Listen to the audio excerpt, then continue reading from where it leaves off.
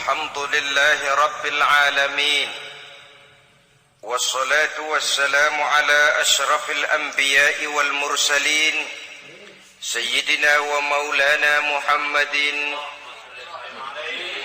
وعلى آله وأصحابه المجاهدين الطاهرين أما بعد.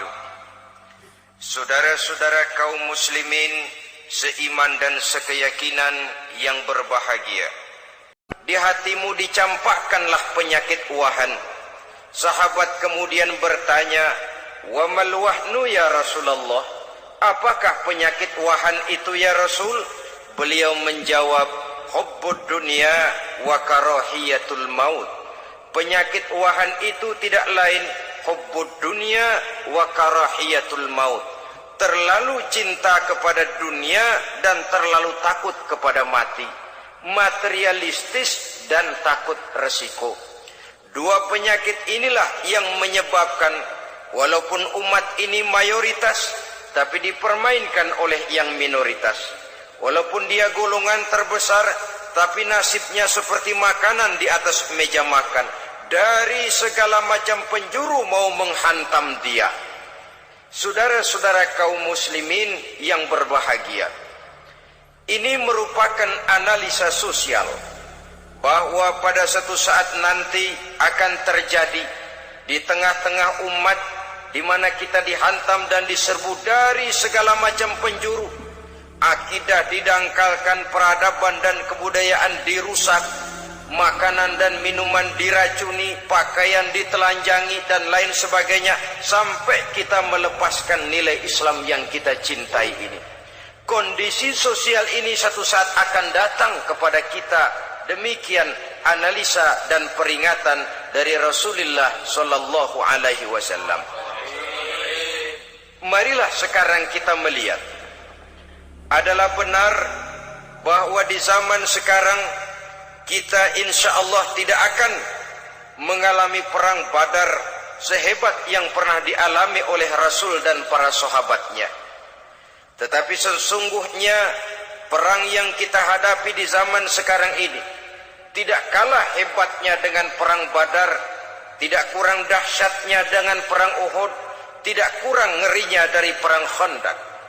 Hanya saja yang kita hadapi sekarang ini bukan ujung pedang, bukan ujung tombak, bukan ujung panah.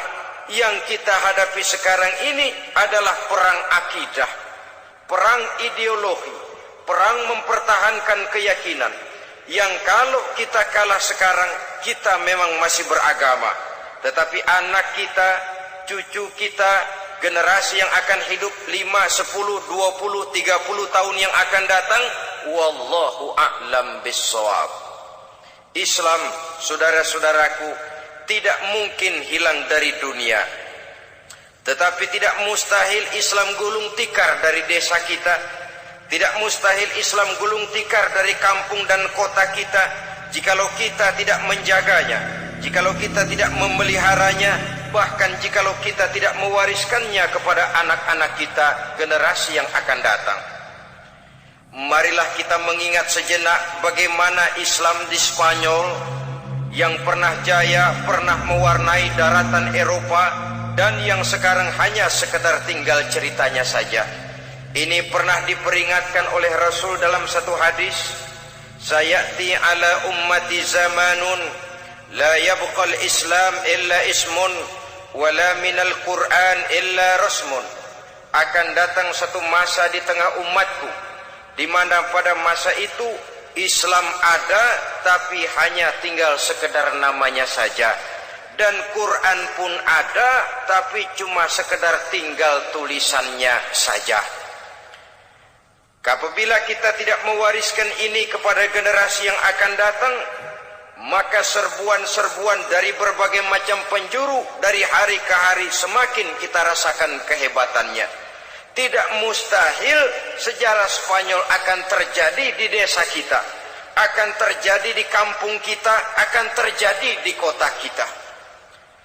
Orang Spanyol kalau mereka cerita